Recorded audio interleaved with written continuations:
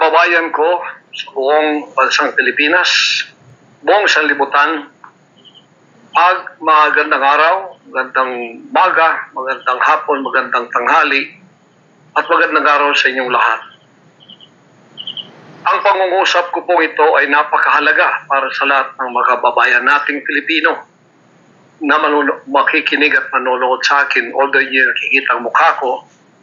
Ito po si Pastor Apollo Kibuloy, ang appointed Son of God ng Kingdom of Jesus Christ, the name above every name. Sana po press conference ang tatawagin ko ngayon. Pero dahil nanganganib ang buhay ko, ay hindi po muna ninyo makikita ang aking pagmumukha. Ang akin lang po munang boses ang inyong maririnig. Mahalaga po ito na sasabihin ko sa inyo. Mga kababayan, mula po noong 2018, ako ay linigalig na at ang aking kongregasyon na walang dahilan ginawan kami ng kaso doon sa bansang Amerika. Sumunod kami sa batas. Kung kami may sinabi lang violations na hindi pa napatotohanan, yan po ay nasa kanilang federal court na. Kumuha kami ng 20 lawyer upang pag-usapan ang lahat ng kanilang akusasyon, which is about 43 counts. Lahat po yan ay mayroong 20 lawyers na nakatutok at meron na po kaming depensa. Naghihintay po ang aking mga lawyer sa Amerika at sa Pilipinas na simula ng trial. Mulang 2018, pinospon. Ginawang 2020, pinospon. Ginawang 2022, pinospon. 2021, ganun din. 2023, sana ay po-postpone. Pinospon pa rin. Ngayon, hindi na po papayag ang judge. November 5, 2024, talaga pong itutuloy na. Ngayon, ako naman nandito sapagkat indicted din ako. Sealed indictment pa nga ng 3 taon, hindi ko alam ako indicted ako. So anytime pupunta ako doon, pupusasan na ako, hindi ko alam. Pero salamat naman sa Panginoon Diyos sapagkat hindi na ako pumalik doon at hindi nangyari yon.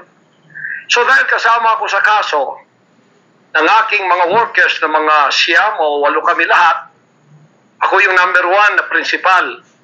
Okay lang. Sapagkat ako naman ang leader ng kingdom at ako ang target nila.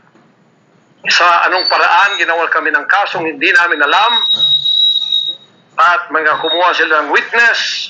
Handa na po kaming lahat ng aming depensa, lahat ng aming documents, ng aking mga lawyers, US-based lawyers, handang-handa na po kami.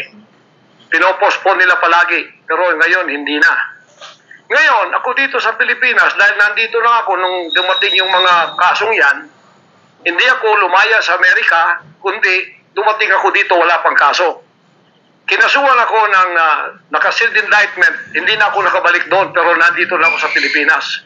So hindi po ako tumakas.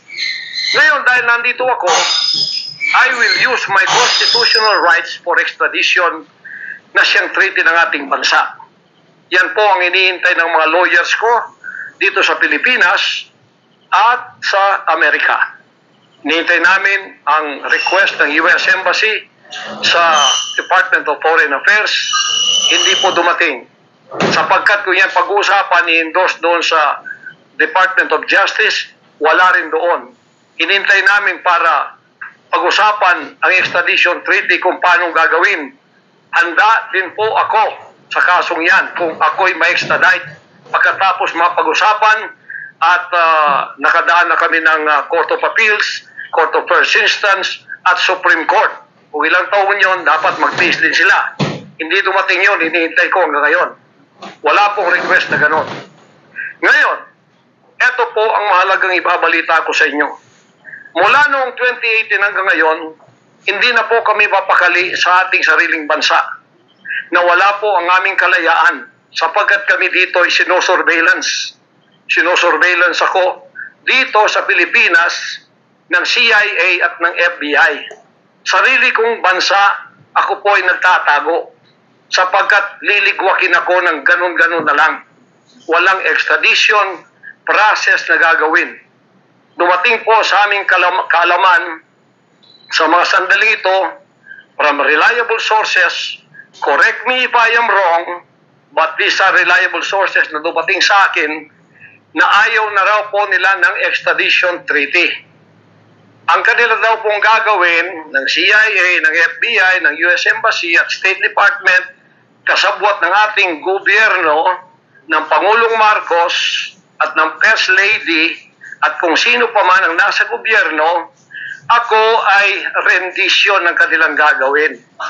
Ang rendition, ang ibig sabihin po, anumang oras pwede lang pasukin ang aking compound at ako ay kidnapin. It's not only rendition, but also elimination. If it is possible, pwede nila akong i-assassinate. So, nandun po sa dalawang yun. Kidnapping or assassination. Killing talaga, murder. Yun po ang dumating na balita sa akin ngayon from reliable sources. Kaya, noong 2018, alam na po namin na may gagawin sila. Hindi lang namin alam kung paano sapagkat ang hinihintay namin ay extradition sapagkat yun ang treaty natin. Ngayon, ito pong gagawin nila dahil hindi na sila dadaan doon ay illegal. Kidnapping or elimination or assassination. Di po ba sa atang sariling bansa ang aking constitutional rights na wala na? Sapagkat ako po ay binigay na sa kamay ng mga banyagang ito ng ating sariling gobyerno ni Pangulong Marcos at ni First Lady Araneta Marcos. Huwag kayong magkaila kung totoo itong sinasabi ko. Angkinin nyo. Kung hindi, i-correct ninyo ako. Sapagkat ang buhay ko ngayon ay nanganganib. Kahit mukha ko, hindi ko pwedeng ipakita sa inyo. Sapagkat ako ay binigay na ninyo sa kamay ng mga Amerikano. At gagawin nilang, gusto nilang gawin sa akin, sa aking sariling bansa. Ang aking 11 compounds, araw-gabi, sinosurveillan ng drone. Hindi po kami makatulog, hindi kami mapakali. Baka yung ginawa nila sa amin noong 2020 doon sa Amerika, na bigla kaming pinasok, pinaggigibang pintuan, pinaggigibang lahat ng aming pamamahay sa loob, linigwak lahat, ay gagawin nila dito sa aming bansang Pilipinas sa aking mga compound. Saan man po ako naroroon, nandoon sila nakasurveillance sa akin at naghihintay na lang ng tamang pagkakataon upang ako ay kidnapin o kaya patayin o kaya i-assassinate na ganun-ganun na lang para mawala ako dito sa mundong ito. Na kanilang bakit ako naging hadlang, hindi ko alam. Hindi lang po yun mga kababayan, kundi ang aking leaders lahat kasama na sa elimination. Ito po ang aking Board of Administrators, senior leaders, lahat po sila ay pwede na rin nilang patayin lahat. At pagkatapos hindi namin alam kung anong plano nila sa buong properties namin sa Kingdom Nation. Kahit bakit ganito sila kagalit at bakit ganito ang kanilang treatment sa akin na isang appointed son. Ang ministry ko po ay evangelizing the whole world with the Word of God. Hindi ko naman kasalanan ako'y maging kaibigan ng politikong tulad ni Pangulong Duterte, Vice President Sara. Taga-Davao po kaming lahat. Lumaki kami lahat ito. Alam ko po ang aking mga kaibigan sila. Lumaki kami, mayor namin yan, prosecutor pa, naging congressman, naging president. Yan po ang aking pakikipag-ugnayan for nation building. Wala akong ibang interest sa bansang ito, kundi ang pagunlad. Ngayon, ako po ay inuusig. Ako po ay ginigipit. At ako po ay sinasaktan sa lahat ng paraan ng mga false accusation, false allegations na ayaw naman nilang pumunta sa korte. At pagkatapos, ayaw din nilang harapin, paharap itong mga false accusers na pinaggagawa nila to destroy my reputation para idamay sila Duterte family doon sa kapupuntahan ng mga investigasyong walang kakwenta-kwenta. Hinamon ko na kayo, punta kayo sa korte Ayaw ninyo, ikaw, Risa Hontiveros, ikaw, kayong tatlo dyan na nasa kongresong puro leftist. Inahamon ko kayo, sabi ko, pumunta kayo sa korte sapagkat ang SMNI walang kasalanan, ginurgur ninyo sapagkat idinadawit ninyo kami sa politika. Nalis ninyo ang aming malayang pagpapayag, ang aming press freedom, pati ang liberty ko na, ang aking freedom, ang aking constitutional rights. Wala na po. Palagi kaming nagtatago. Palagi kaming lumilingon sa likod namin sapagkat hinahabol kami. Nakapalibot sa amin ng mga CIA, alam namin yon. FBI nandyan din. Pinag-usapan na ito dyan sa State Department. At ang reliable sources dumating sa akin. Ang ulo ko po ngayon, ipatong na $2 million or 100 million pesos ang ipinatong sa ulo ko. Baka yan ay madagdagan pa kung may maunang makapatay sa akin. Ano ang nangyayari sa bansa natin? Ngayon, mga kababayan, ay meron pa pong gagawin daw sila sapagkat meron na daw silang search warrant. Pagkatapos daw, isi-search ang aming lahat ng compound. At hindi daw kami papayagan na merong witness na sasama. At ang balita namin, kung ito'y totoo, sa reliable source ay nagsasabi na paplantingan daw kami ng bomba, guns, and drugs sa aming mga compound. Yan po ay aming babantayan. Sinabi ko na po muna sa inyo dito sa live na to para kung mangyari man ang mangyayari sapagkat wala po kaming ganon ay sila po may kagagawan nun. Ganito ka-evil ang kanila po mga pag-iisip sa ngayon, masyadong desperado. Aywan ko kung bakit. Kung kayo nasa katotohanan, nasa kapangyarihan, bakit kayo natatakot? At huwag ninyo pasamahin ang aming mga abogado para sumama sa inyo sa pagsisearch. Kaduda-duda na yon. Hindi po pwede yun. Maano tayo? Bansang Hapon ng panahon ng giyera? Ano to, panahon ni Hitler? Na wala kaming pwedeng lawyer na sumama sa inyo? Kayo-kayo lang? Pagkatapos, pwede nyo kaming barilin pagka kami nakikipag-usap na kailangan may witness para kamerahan namin ang ginagawa ninyo na wala kayong lusot kung meron kayong gagawin na kabulastugan. At pagkatapos, ipapatong ninyo sa amin. Pagka ito'y totoo, we will resist you. Hindi kami violent, pero hindi kami papayag na wala kaming mga witness na sasama sa inyo. Lawyer at saka barangay captain ang hinihingi namin na magiging witness sa lahat ng search na gagawin ninyo sa lahat ng aming pamamahay, kwarto o kung ano. At may lawyer kaming titigin muna sa inyong dokumento kung ano ang isi-search nyo, kung anong bahay, kung anong compound, kung ano lang ang dapat nyong gawin at ilang oras. Hindi to open-ended eh. Kailangan meron sisisi namin ng judge na gumawa ng search warrant na ito pagka hindi ninyo nirespect ang aming constitutional rights. Huwag ninyong tapakan ang aming rights. Hindi din namin tatapakan ng rights ninyo bilang kayo ay nasa batas. Igagalang namin yon. Pero igalang din ninyo kami kasi meron kaming mga narinig na ginawan ninyo ng mga ebidensyang peke. Tinamnan ninyo pagkatapos ipapatong ang kaso sa amin. Religious community po ito. This is a spiritual community. Once tumapak kayo dyan sapagkat kayo nagdadala ng batas, respetuhin ninyo. You are on holy ground. Yan po ay mahal na mahal naming banal na dako. Huwag ninyong lapastanganin. Pero hindi namin kayo pipigilan kapag may search warrant kayo. Pero hindi kami papayag na hindi kami makakasama ng kasama namin, hindi makikialam sa inyo. Titingin lang sa lahat ng gagawin ninyo. Kasi hindi na kami kumpiyansa sa gobyernong ito. Gagawa sila ng paraan para kami ay bigyan ng kasalanan. Yan po, babantayan natin yan. Pag hindi sila pumayag, then siguradong magpa-planting sila ng evidence. Pag pumayag sila, then fair ang laban. Hindi namin sila pakikialaman, titingin lang ang aming mga witness na mga lawyer at saka barangay captain. At kung sino man ang mga witness na nandoon mula sa aming side, kasi nandoon sila.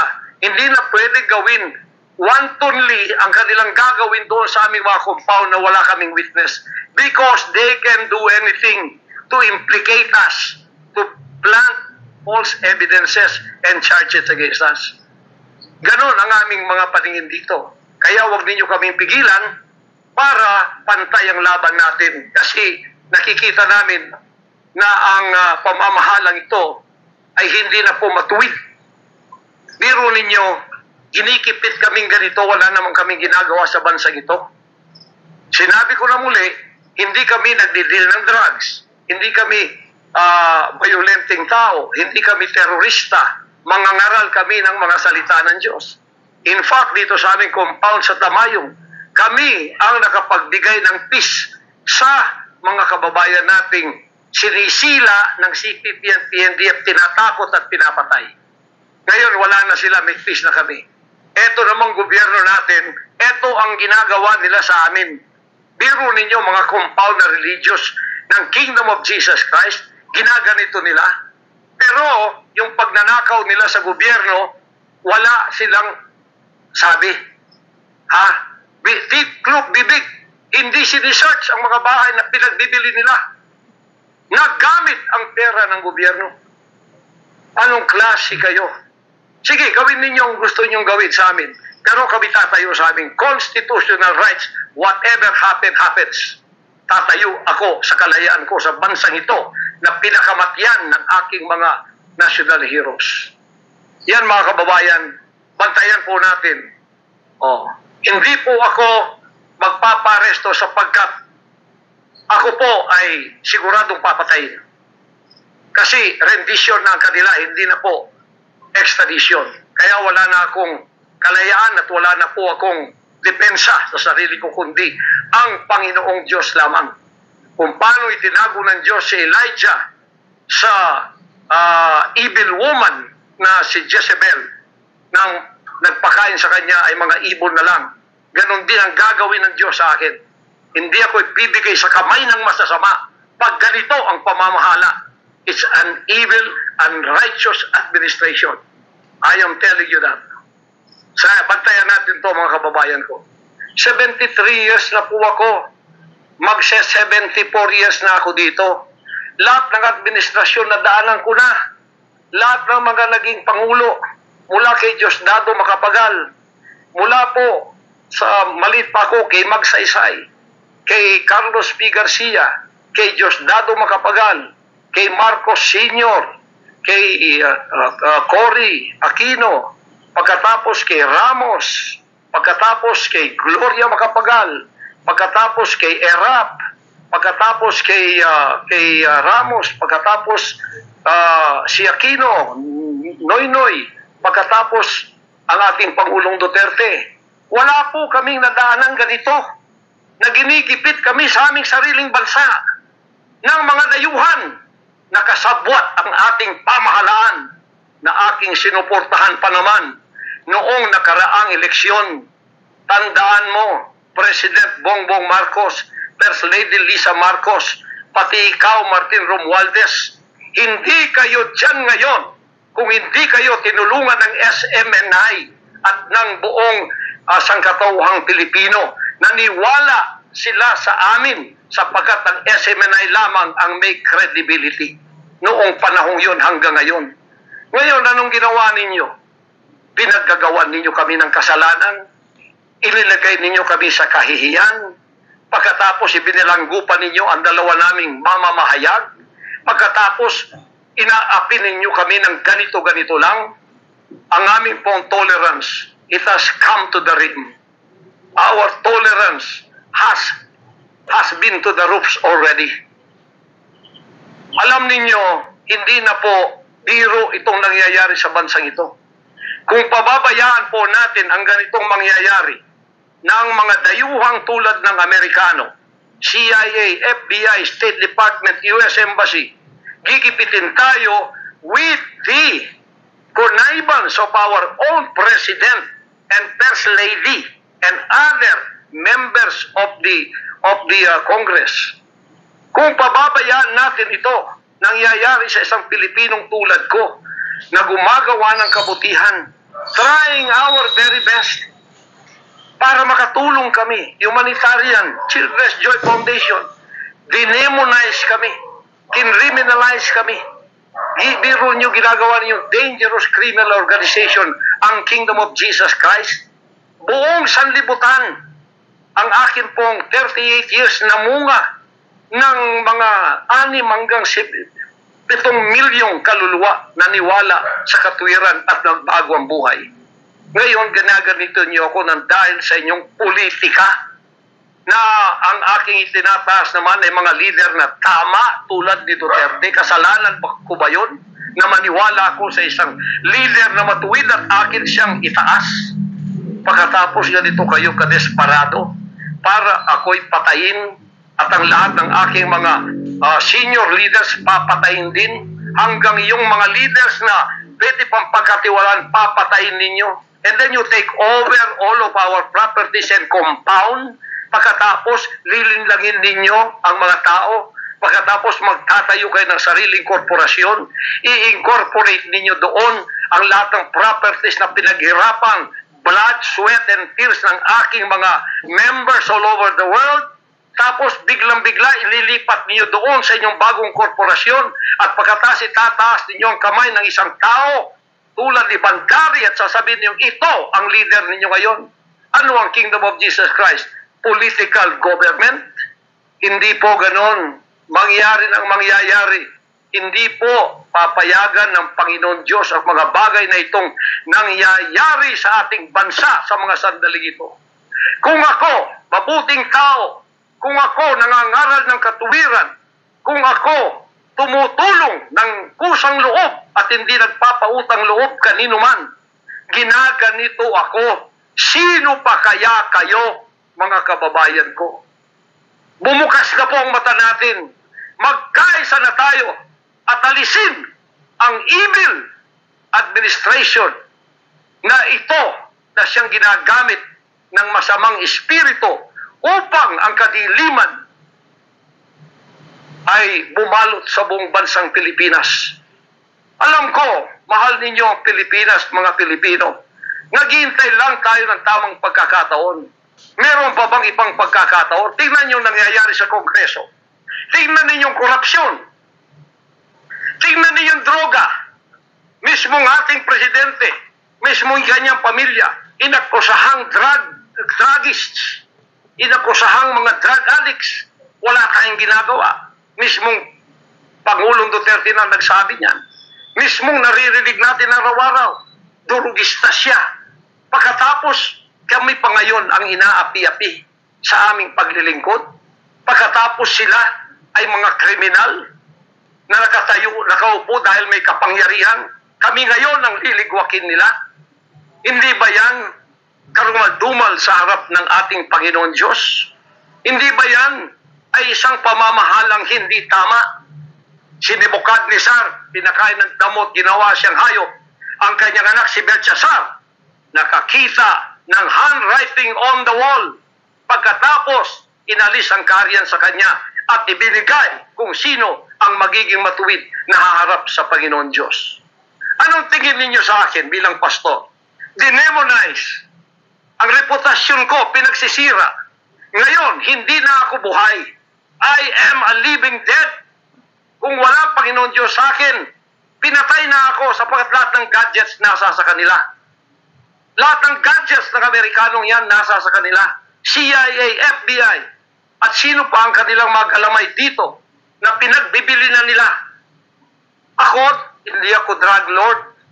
Ni minsan hindi ako nakatikim ng droga. Mulang-mula pa, inialay na ako ng aking ama na maging isang ministro ng banal na kasulatan. Hanggang ako'y lumaki, hanggang ako'y naging 74 years old, hindi ko po na-enjoy ang aking kabataan sapagkat hindi ako nagliwaliw. Ako po'y nangaral. 50 years na akong nangangaral. 38 years in the kingdom ministry. Ni isang sigarilyo hindi tumama sa bibig ko. Ni maliit na bisyo hindi ko pinasok. Ako po ay hindi nag-asawa. Ngayon, inaakusahan ako ng napakaraming babae. Ito po ang kasalanan ko. Pinayaman ako ng Panginoon Diyos, akala nila sa akin, single ako, kaya pinag-aagawan ako. Pagkatapos na ako ay maghihindi, mapapahiya, ibabaliktad nila sa akin. Yan ang tinatawag kong Potiphar's wife syndrome. Hindi po ako nagsasalita ng ganito kasi mapapahiya ang mga babaeng yan. Nag-aagawan sila. Mahirap man sabihin. Pinag-aagawan nila ako dahil nananawagan sa mga magulang, mayaman na tayo pag nangyari ito. Sabi ko, hindi mangyayari yan kasi dedicated ako eh. Napahiya, ngayon binayaran at ngayon binabaliktad ang lahat ng istorya. Mahirap pong sabihin ko ito kasi masisira ka lang pagkababae. Napilitan lamang ako sapagkat ang buhay ko po ay nanganganib. Anytime pwede na akong kidnapin kung nakita ang aking lair, ang aking hideout. Anytime pwede na akong ligwakin. Ang aking mga BOA leaders, hindi na po natutulog sa compound. Kung saan-saan na lang po mga membro kami natutulog. Doon sa mga payak na mga bahay, doon sa mga bahay na hindi kilala. Sapagkat lahat po kami nakalista na, napapatayin, gugurgurin. Wala po silang takot kasi nasa kanila daw ang kapangyarihan. Mahal kong kababayan, nagtatago ako sa sariling bansa. Sariling mga compound namin na pinaghirapan. Hanggang kami na ako saan nagpapalimos. Pero yung amin pong sinusulisit, tingnan ninyo ang humanitarian na ginagawa namin. Ni 5 wala kaming ninanakaw. Yung mga volunteers ko, walang sweldo. Araw at gabi. Sapagat nakikita namin ang mga kabataang Pilipino, pinabayaan ng mga politikong yan. Kami po nagsasacrifice para mapakain sila, mapaharan na wala pong bayad. Pagkatapos, ang kababayan nating nalipusta, kalamidad, walang tumutulong. Kung may tumutulong man, politika at may kabayaran. Nagtitiis po kami sa mga pag-alipusta. Sa paninira, inaangkin namin yung kasi malaki ang ganti namin sa langit. Ngunit pagka nakasalalay na ang ating mga kalayaan, lalo na sa kamay ng mga banyagang ito, na wala naman tayong ginawang masama sa kanila, tumutulong pa ako sa Amerikang yan. Nagdodonate ako doon sa malalayong lugar tulad ng Appalachian na hindi nakapag-aral ng mga bata. Bumalik kami ng napakalaking library para sila'y makapag-aral. Mga Amerikano po yan. Kinikilala ba nila yon? Kung nagseselo sila sapagkat ako'y umusbong sa bansang Amerika, problema na po nila yon. Kung ako binigyan ng ama ng isang sasakyang panghipapawid para hindi ako ma-delay sa aking worldwide na gawain, kasalanan ko ba yun? Kung ako binigyan ng pampalipad na helicopter dito para mapuntahan ko lahat ng aking satellite sa buong Mindanao, Pilipinas, kasalanan ko ba yun? Kasalanan ko ba na ako'y magkaroon paralan para makapag-aral ang mga bata na walang bayad? Kasalanan ko bang mayroong SMNI para hindi mabayaran at pagkatapos itong salot na CPP-NPA na marami pinatay ng mga members ko, ministro, at iba pang mga inosenteng Pilipino for 54 years ang magsasalita ng katotohanan na hindi natatakot. Ngayon kami ang tinatakot ninyo, nililigwak ninyo. Anong klase kayo? Kung hindi kayo tatayo ngayon, mga kababayan ko, sapagkat ako'y living dead na, wala nang kwenta itong buhay ko, iaalay ko ito sa bansang Pilipinas. Ako ang mamumuno upang tayo ay magkaroon ng kalayaang muli. Unang-una sa aking kababayan, sa Kingdom Nation, sa aking mga leaders na papatayin din, at sa lahat ng Pilipino nagmamahal ng kalayaan. Tatayo ako! At ako ang mamumuno sa bansa ito para sa katwiran at takot sa Diyos, para ibalik ang ating kalayaan at ang ating kaligtasan mula sa kamay ng mga banyaga na pinakabatyan ni Rizal, ni Bonifacio. Gayon ang panahon ng pagtayo. Ayaw ko pong gawin ito. Hindi ako politiko. Ang misyon ko ay isang pastor, isang alagad ng Diyos. Appointed son, magligtas ng kaluluwa. Ngunit hindi nyo kinilala yon. At ngayon, sinisikil ninyo ang aming kalayaan na ma-enjoy namin ang labor namin for 38 years. Blood, sweat, and tears. Ang gabi, ginagawa namin araw. Hindi kami nagmolestiya ng ibang tao. Lumago ang bansang Kariyan. Ngayon, you are envying in jealousy. Gusto niyo kaming i-put down. Mapipilitan akong pupunta at mamumuno sa bansang ito para sa katwiran. Sasabihin ko sa inyo, pag ito'y kalooban ng Diyos, gagawin ko. Ngayon din, sapagkat ang buhay ko ay wala ng kwenta. Papatayin din naman nila ako.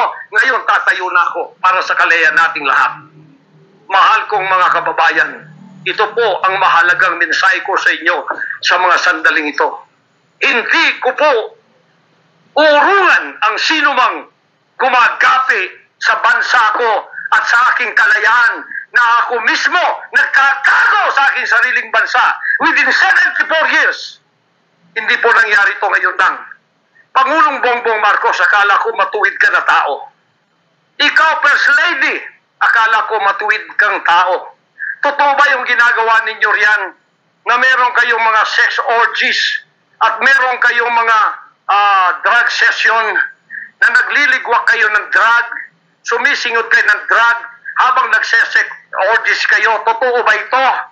Totoo bang kayo ay may mga session ng nagkakila kayo ng mga voodoo expert from Africa, pagkatapos mga witchcraft sa India, at ang inyong session Martes, at pagkatapos Biyernes dyan sa Malacanang upang inyong aswagin, i-witchcraft ako, Vice President Sara at Pangulong Digong at ang lahat ng tutol sa inyong paglilingkod. Biro ninyo, naging demons na kayo. Nag-devil worship na kayo kung totoo man ito. Nag-devil worship na kayo kung totoo man ito. Para lang kayo ay manatili sa kapangyarihan. Para lang kayo ay humawak ng aming pera. Hindi ninyo pinaghirapan. Kami po ay nagbibigay ng taxes. Lahat ng aking kingdom materials from China, may taxes lahat yan. Milyon-milyon ang aming binabayad.